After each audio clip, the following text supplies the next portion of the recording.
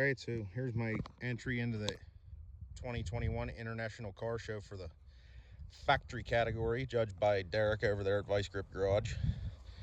This is my 1985 Ford F-250 dump truck named Little Bruiser, and that name was on it when I got it, and don't know how it came to be, but it came with the truck.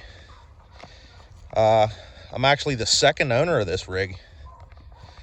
Originally belonged to a friend of my grandfather who was a doctor and owned a farm that he just used to go play out on. That was his way of unwinding. He was a cancer specialist, kind of really smart guy, and he would just hop on the tractor and go mow pastures, and that was his way of relaxing. So he had this for kind of driving around the farm and getting mulch and riding the dogs around and stuff like that. So it's had a pretty easy life, honestly. And I know it looks a little rough, but this truck also serves as evidence that low original mileage does not mean mint all the time, because this truck actually has less than 33,000 original miles on it. But it lived in a barn for a lot of its life and lived outside for as long as I've had it. And you eagle-eyed viewers will notice that it's got clear coat peeling on it, and 1985 Ford trucks didn't even have clear coat. But another mutual friend of my pap and Doc was actually the body shop manager for our local Lincoln Mercury dealer back in the day. When this truck was fairly new, like a lot of these 80s Fords, the paint started falling off, and he covered it under warranty, and it got resprayed the original color in a base clear that, 30 some years later is now failing also. But truck does have all its original metal in it, with a little bit of holes fixed on, just because I had to get it to pass inspection last year, because Pennsylvania is one of those states. But those days are over for this truck, because it's going to get classic plates, and means the inspection goes away. You also notice the wiper cowl is a completely different shade of blue, and that's not by accident. This is from another truck. The 80 to 86 trucks had big vents here instead of these holes, and it just allowed all kind of leaves and sticks and dirt daubers and things to get in there, and it actually caused the seam sealer on in there to fail, and I had to pull this all apart and fix that. And this panel is actually off an 87 to 91 Ford truck. Lines up with the hood body lines, but doesn't have those big vents in it. So if you're ever looking for a quick mod to do to your 80 to 86, there's something. Got one mirror held on with electrical tape, so I think that's kind of what you're looking for, Derek. Stuff like this, because the glass fell out on me once, and that's all I had handy. We'll get to the deleted mirror on the passenger side in a minute. The interior of this truck is awesome, because you name a surface and it's blue. That water leak I led onto earlier was cause for deleting the original rubber floor mat, because it was just holding moisture, and took me a while to kind of track that thing down and fix it. Like I was saying, this truck has an honest to goodness 32,338 original miles on it, and these are all the original pedal pads to back that up. And the steering wheel's not all sticky, it is filthy, but I mean, the door panels armrests aren't all split. I mean, the seat's split, but that's been like that as long as we've had it, and my grandfather actually stitched that up with an old shoelace years ago. It's got the typical 80s Ford speaker grill, not there anymore. Rear view mirror, non-existent, which can't see through the dump bed anyway. Do got a Sun Pro tack and a Kenwood cassette deck, because this truck had an AM radio in it that didn't work when we got it.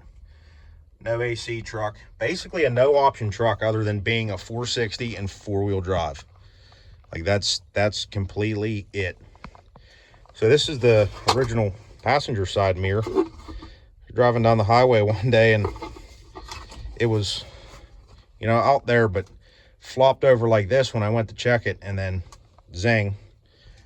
I turned around and went and got it, and it survived basically, but the post is rotted off, so it's just in here. And I didn't bother to detail the interior because I didn't want to look pretentious. Go ahead and get under the hood here. Like I mentioned, this is a factory 460 4-speed four-wheel drive. And there it is. I mean, I don't care where your brand loyalty lies. Big blocks are great. Basically all original under here, except I did delete the smog pumps last year when I put a water pump and overhauled the cooling system, because it does get maintained. I mean, as evidenced by the service loop in the heater core. But this is one of those vehicles that out of all the stuff I own, I only fix what complains when it complains. Wheels and tires, those are actually the original wheels. That the tires that were on it got so bad I had to air every single one of them up every time I wanted to use the truck, because they were so dry rotten. And the tires were probably, I think I looked and they were 11 years old, because we did put a set of 4 tires on this truck when we got it. And I got tired of airing them up, and I think it was Dave Freiberger once said that you elevate something from beater to hot rod just by putting the right wheels and tires on it. So sent the wheels off, got those sandblasted and powder coated, the actually original Wimbledon white. Painted the hubs, painted the lockouts on the front, put these labels on them. So I mean, wheels and tire package is on point. It's got a little bit of mud in it that I had to smear in to get it to pass inspection, like I mentioned. But I actually do have a set of NOS fenders for this truck, and an NOS header panel under the grille. Got to have the AC license plate. Yeah, I'm not 100% sure, but I do believe this dump box is original to the truck.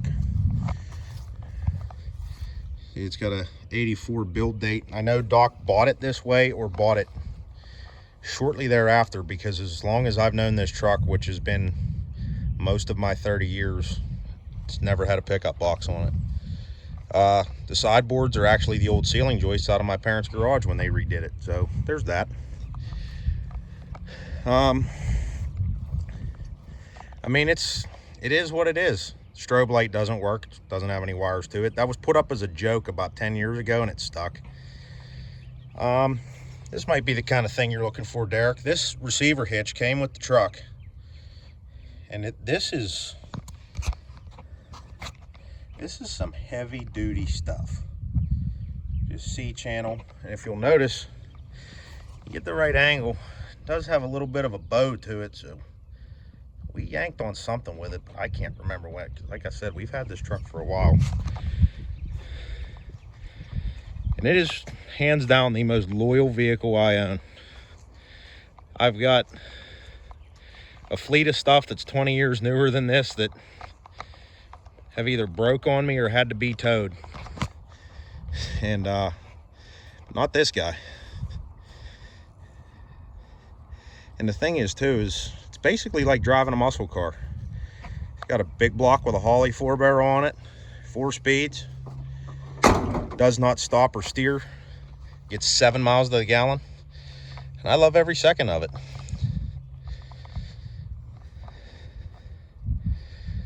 I think actually we'll go ahead and I'll throw the bed up in the air here.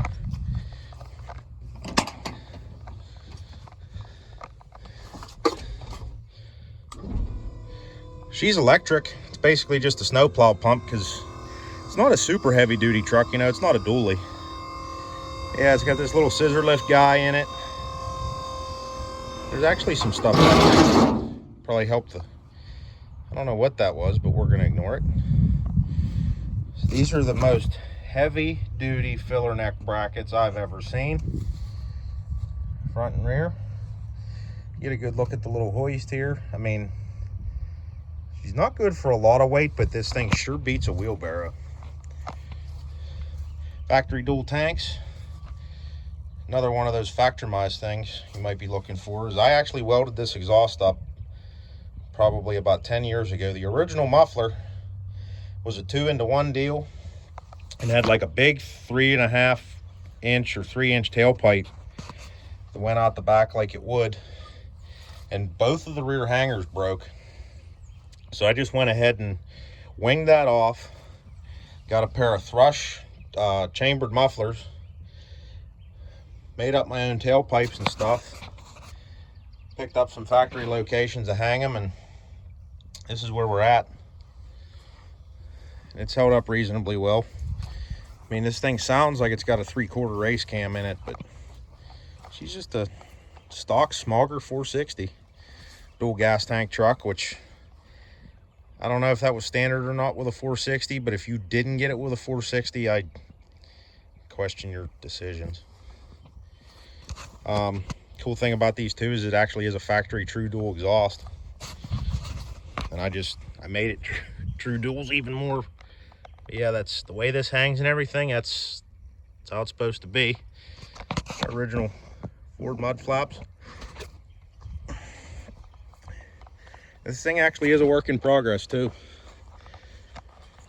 Like I mentioned, I got a set of NOS fenders for it, a header panel, got a Dana 60 front, Kingpin 60.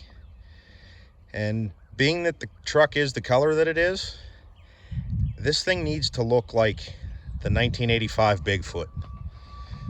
So once it's done living out its useful days as a dump truck, which, I mean, you could always use a dump truck, this thing just is screaming to me to be an 80s fairground pounder. It really is. And like I said, it's just such a good old truck, and it's so neat. And here in Pennsylvania, we don't really see a lot of these because the salt just tore them all up. And like this one was Z-barded when it was new, which helped a little bit. It's not pristine. It's a lot better than a lot of other ones though, and the fact that it is a factory 460 truck, it's pretty cool.